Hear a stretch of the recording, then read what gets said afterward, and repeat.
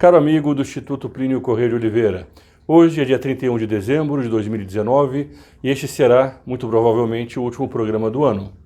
Neste ano de 2019, o canal passou de 14, 15 mil assinantes no começo do ano para mais de 75 mil. Esse número nós conquistamos graças a você que me ouve e que tem compartilhado os vídeos do canal.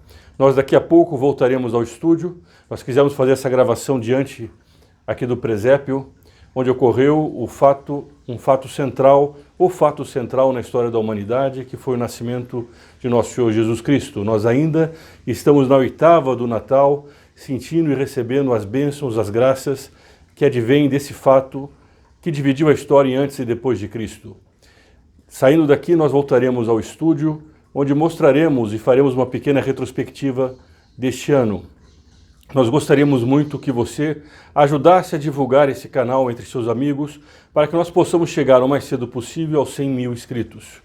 Eu gostaria de desejar a todos, aqueles que me veem nesse vídeo, um grande ano novo que se inicia. As perspectivas, em certo sentido, são muito boas, com essa reação conservadora que se vê por toda parte, não é apenas no Brasil, mas no mundo inteiro. Aliás, o objetivo desse canal, antes que eu me esqueça de comentar, é articular essas pessoas, articular a todos nós que estamos preocupados com o futuro do Brasil e do mundo. Aguente apenas mais um instantezinho que nós voltaremos então com essa retrospectiva dos principais vídeos que foram lançados pelo canal este ano de 2019. Muito obrigado, viva Cristo Rei e sua Mãe Maria Santíssima. Estamos agora nesse pequeno estúdio que nós temos usado para fazer comentários sobre temas da atualidade. Ao longo deste ano nós vimos vários assuntos muito importantes e que compõem esse quadro, que é o quadro das perspectivas, das preocupações que se iniciam agora em 2020. A polarização que marcou esse ano de 2019 não tem diminuído, pelo contrário, ela tem mostrado que vai continuar aumentando. E uma polarização que é marcada e que se inicia, ou que pelo menos tem como o seu elo de ligação, a internet, as redes sociais, fenômenos que até recentemente não tinham chegado a esse grau de maturidade em que eles chegaram agora.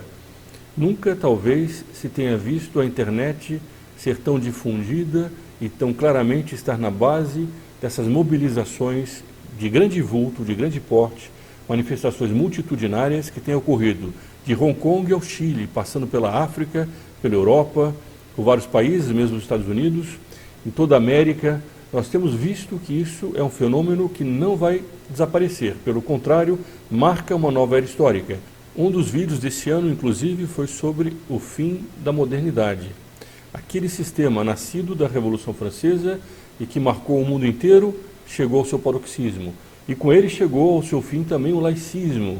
O mundo de hoje é cada vez mais religioso e, de um lado, pessoas que seguem um Deus disposto a morrer para converter os homens, e por isso se encarnou, e no Natal nós bem relembramos isso, e de outro lado, pessoas que seguem uma religião fundada por um homem chamado Maomé, que quer invadir a Europa e matar os infiéis. E como é que os líderes desses países que nasceram da modernidade, que nasceram desse sistema laico, querem enfrentar esse problema?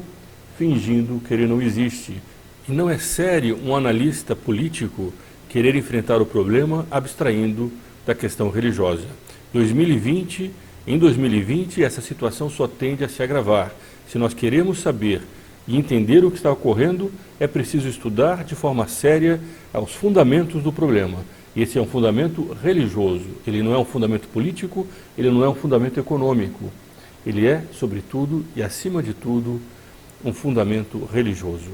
Houve um vídeo aqui no canal que tratou exatamente sobre isso, o caso de um policial que tinha se pervertido ao Islã e saiu matando depois, deu um surto nele e saiu matando colegas dentro de um centro de inteligência da polícia francesa. Qual foi a reação dos Estados ou da França laica naquele momento? No primeiro momento foi negar a questão religiosa, até que ficou evidente. Mas isso que eles fizeram é o que está sempre ocorrendo, negar a questão religiosa. Eu dou Plínio Corrêa de Oliveira, que é o inspirador do nosso movimento, do nosso instituto, escreveu um livro que é fundamental para se entender a situação que nós estamos e o elo de ligação de todos esses fatos. O livro se chama Revolução e Contra-Revolução. Nós já tratamos algumas outras vezes aqui neste canal sobre esse livro e colocaremos o link para o download gratuito do livro na descrição deste vídeo. Todos esses fatos que parecem às vezes desconexos, eles têm uma unidade, eles fazem parte de um mesmo processo. Um processo de descristianização da sociedade ocidental, que começou no final da Idade Média e que foi passando por revoluções sucessivas, até chegar agora na revolução do tribalismo, desse sistema que alguns chamam também de pós-modernidade, e que vai entrando já muito além disso, até mesmo no satanismo, com um crescimento cada vez maior dessa onda de blasfêmias que tem varrido vários países do mundo. Nós vimos aqui no Brasil a questão da Netflix, ela fez um especial de fim de ano agredindo a fé dos católicos. Eles não teriam feito isso contra os muçulmanos, eles não teriam feito isso contra qualquer minoria, mas acharam que era uma arte, fazia parte da arte agredir a fé católica. Isso faz parte, inclusive, de uma guerra cultural, da qual eles conhecem bem os métodos. Em função disso, além do abaixo-assinado contra a Netflix, o Instituto está incentivando a criação de terços pelo Brasil de reparação e de repúdio a essas blasfêmias. Essa é uma ação muito importante. Aqui embaixo também nós colocaremos o link para que a pessoa possa se inscrever nesses terços, ou pelo menos para receber avisos de onde eles vão ocorrer. A blasfêmia é um dos aspectos dessa guerra cultural marxista, mas ela não é a única, não é o único meio que eles usam para quebrar a resistência das pessoas. A aceitação do aborto é outra, e o Instituto esteve presente tanto nas marchas pela vida, como no lançamento da Frente Parlamentar em Defesa da Vida aqui em São Paulo, na Alesp, que é a Assembleia Legislativa do Estado de São Paulo.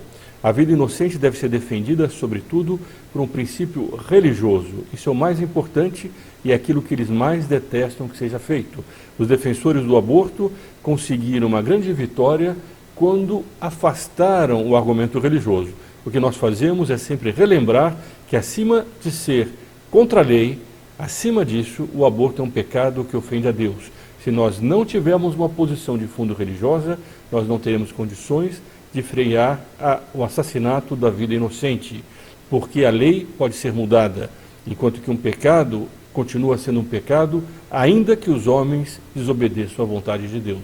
Outro aspecto dessa guerra revolucionária cultural, que é a modalidade que eles estão fazendo para ir avançando a agenda progressista e quebrando nas pessoas a ordem que ainda existe, esse resto de ordem, resto de moral que ainda existe na sociedade, é a ideologia de gênero. Eles querem, desde pequenos, doutrinarem as crianças para que elas aceitem a ideologia de gênero, aceitem o pecado do homossexualismo. Nesse ano saiu, inclusive, uma notícia sobre bonecas transexuais que estavam sendo vendidas para as crianças. E o Instituto fez um vídeo a respeito disso. Pouco tempo depois, foi um padre no Nordeste perseguido porque pediu assinaturas contra a lei da homofobia. Pediu assinaturas para que as pessoas dentro da sua paróquia se manifestassem. Ele foi perseguido e processado pelo Ministério Público. Aqueles que tanto falam em tolerância são os maiores intolerantes. Mas as pessoas já começam a perceber isso. E esse discurso do movimento homossexual, que tem uma agenda ideológica, não se trata apenas de um problema de discriminação, é uma agenda ideológica que eles têm, a ideologia de gênero é por causa disso, e as pessoas já estão percebendo isso. Houve uma cervejaria que fez um manifesto contra essa perseguição dos LGBTs, se chama Santo Arnulfo, e o canal aqui também publicou sobre esse fato, comparando com a Gillette, que foi perdendo o mercado por ter feito uma opção pró-ideologia de gênero. Essa revolução cultural, essa guerra cultural marxista, faz parte das táticas novas que o comunismo passou a adotar após a queda do Muro de Berlim. Aliás, já um pouco antes, na metamorfose que ele se impunha, Dr. Plínio Corrêa de Oliveira várias vezes tratou disso, seja nos seus livros, seja nos seus artigos, que o comunismo, a partir de certo momento, percebeu que não poderia manter mais a União Soviética e os países todos debaixo daquela ditadura do proletariado. Ele passou então a querer primeiro mudar o homem antes de mudar a sociedade. Quando ocorreu o aniversário de 30 anos da queda do Muro de Berlim. Este canal publicou um vídeo também sobre esse assunto, mostrando por que o comunismo não tinha como dar certo e qual era essa tática dos autores do comunismo para enganar a opinião pública e implantar uma nova sociedade. Uma delas era essa revolução de cunho moral. Outra delas era caminhar para a autogestão tribalista, que nesse ano de 2019 tomou grande vulto, sobretudo por causa do Sínodo da Amazônia. Este canal tratou diversas vezes sobre esse assunto, acho que tem mais de 50 vídeos só sobre eles, há uma playlist exclusiva sobre esse assunto. O Instituto, inclusive, fez em Roma uma espécie de pré-sínodo, uma conferência com especialistas em história, em teologia, em clima. Inclusive, levamos um índio, que foi o cacique Makushi, que fez um grande sucesso, para falar nessa conferência nossa, desmontando os mitos climáticos, os mitos ecológicos, os mitos teológicos, os mitos históricos, que estavam sendo usados para mudar a nossa concepção, o nosso conceito de civilização. O Instituto levou o professor Molion, o climatologista talvez mais importante da atualidade, que desmontou esses mitos nessa matéria dele, que era a matéria de climatologia. Depois o Instituto foi à Amazônia entrevistar índios, entrevistar as populações ribeirinhas, para mostrar como as ONGs manipulam essa população que muitas vezes não tem voz. A imprensa só dá voz àquelas pessoas que interessam a eles. Há uma grande quantidade de índios que não falam a mesma linguagem dessas ONGs de esquerda e que por isso são perseguidos e não são ouvidos. Entre eles os índios da etnia Pareci, que foram a São Paulo participar, um desses caciques foi a São Paulo participar de uma conferência no Clube Holmes, que foi patrocinada pelo Instituto, para que ele pudesse explicar aquilo que acontece na terra deles. Eles queriam produzir, eles queriam enriquecer, e entretanto a FUNAI foi lá e tentou proibi-los, aplicando multas multimilionárias pela produção que eles tinham de soja. Isso é muito sério e é preciso que esses índios também sejam ouvidos, porque eles são brasileiros como nós. Eles querem poder progredir, eles não são animais presos em zoológicos. Recentemente, o presidente Bolsonaro recebeu índios que foram levados pelo Instituto e disse uma frase que deve ser aqui repetida: chegou a hora da lei áurea desses indígenas. Os índios estão sendo instrumentalizados pela esquerda por causa de um projeto. Dr. Plínio Corrêa de Oliveira, há 40 anos atrás, escreveu um livro denunciando para onde iria esse novo ideal, no fundo comunista, e da teologia da libertação, que seria implantado a partir do século XXI, o tribalismo indígena. Não foi por acaso, portanto, que o Brasil foi tão atacado recentemente por causa dessas queimadas na Amazônia. O Brasil é simbólico para essas pessoas que defendem essa nova mentalidade de civilização. Eles consideram a Amazônia uma espécie de centro, de capital mística, se preferirem essa palavra, porque essa palavra se aplica nesse caso, para todo esse movimento indigenista que deve surgir e deve se espalhar pelo mundo inteiro. E o Instituto fez vários vídeos comentando essa tentativa de retirar a Amazônia do Brasil e o risco que se corria e como os dados estavam sendo também manipulados. Não eram só esses dados, há uma grande quantidade de dados que estavam sendo manipulados para fazer essa mudança de mentalidade na civilização. E o canal tem procurado sempre desmontar, desmistificar essas informações que são verdadeiras fake news que a esquerda espalha ao mesmo tempo que acusa os demais de produzirem fake news. Tudo isso faz parte dessa confusão, desse panorama de 2019 que entra agora em 2020, esse panorama de confusão. Infelizmente, a Igreja Católica, a Santa Igreja, está imersa também nessa crise. O Sínodo da Amazônia, em que bispos estão propondo uma verdadeira mudança de toda a concepção católica, hierárquica, constantiniana da própria Igreja.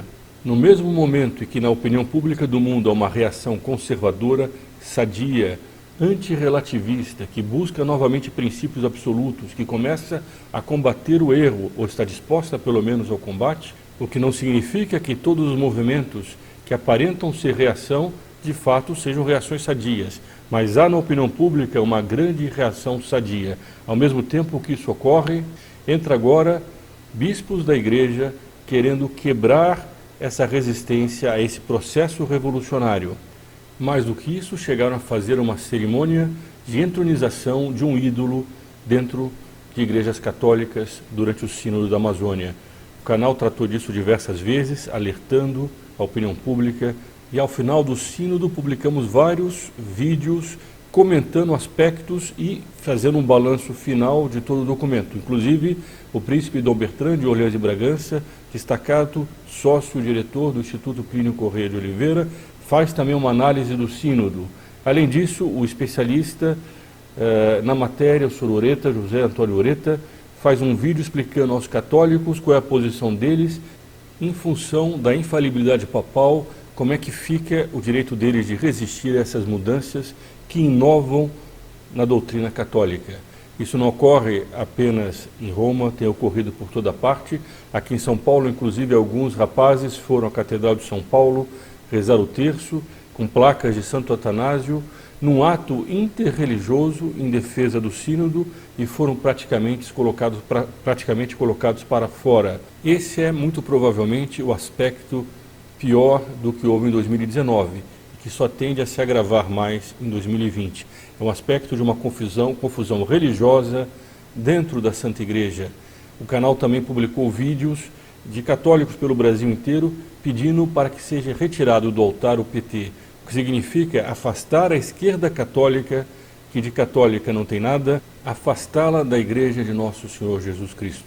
Uma igreja que em 2019 também sofreu algo com o qual nós encerramos esse vídeo pelo adiantar da hora. Aqui há uma pequena amostra da retrospectiva desse ano, mas um fato não poderia ser omitido, que foi o incêndio em Notre-Dame de Paris. A rainha das catedrais, esse ano de 2019, pegou fogo. Ela simbolizava toda uma era histórica que está sendo constantemente atacada por causa desse processo revolucionário sobre o qual nós já falamos. A igreja, entretanto, a Catedral de Notre-Dame, reuniu católicos que diante dela, enquanto ela pegava fogo, rezaram e pediram por ela. Ao contrário do que ocorreu com as Torres Gêmeas dos Estados Unidos, que caíram por causa de um atentado terrorista em 2001, perpetrado por muçulmanos, as Torres Gêmeas da cristandade, que são essas duas torres principais de Notre-Dame, da sua fachada, elas mantiveram a catedral de pé. Mais simbólico do que isso, é difícil encontrar algo.